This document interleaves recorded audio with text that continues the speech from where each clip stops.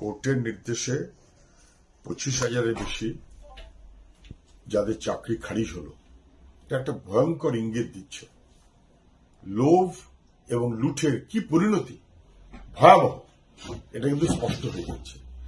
মমতা ব্যানার্জি এবং তার দলের লোভ এবং লুঠ এই করতে গিয়ে বেআইনি কাজ হলো, দুর্নীতির কাজ হলো এবং শেষমেশ সুপ্রিম কোর্ট পর্যন্ত ঘুরে কার্যত চাকরিটা খারিজ হলো। যাদের চাকরি খারিজ হলো তার মধ্যে একটা অংশ জেনুইন। কি করবেন তারা? এখন তাদের বয়স বেড়ে গেল, তারপর তাদের কি হবে? যারা কাজ করছিলেন লুঠের টাকা দিয়ে, তাদেরও বয়স বেড়ে গেল, তারা অন্য কোনো কাজ করতে পারতেন, বয়স বেড়ে গেল, তারাও বিপদের মধ্যে পড়লেন। দায় কিন্তু মমতা ব্যানার্জি, দায় অন্য কারণ না। আর 2016 মানেটা কি?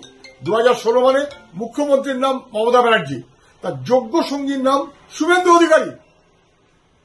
তখন কিন্তু শুভেন্দু অধিকারী বিজেপি নয়, এখন বিজেপি। ফলে তৃণমূলের অপরাধে, মমতা ব্যানার্জি এবং শুভেন্দুদের অপরাধে তারা কেউ ভাগ করে নিয়ে তৃণমূল বিজেপি হতে পারেন, কিন্তু এদের লোভ, লালসা এবং লুট আর দুর্নীতি তার দায় গোটা পশ্চিমবাংলার ভবিষ্যৎ প্রজন্মকে বিপর্যস্ত করছে। স্কুল শিক্ষার কি হবে? এই মানুষদের কি হবে? যারা রাস্তায় বসে আছেন তাদের কি হবে? তাদের বয়স তো বেড়ে গেল, এর দায় কি মুখ্যমন্ত্রী নেবেন?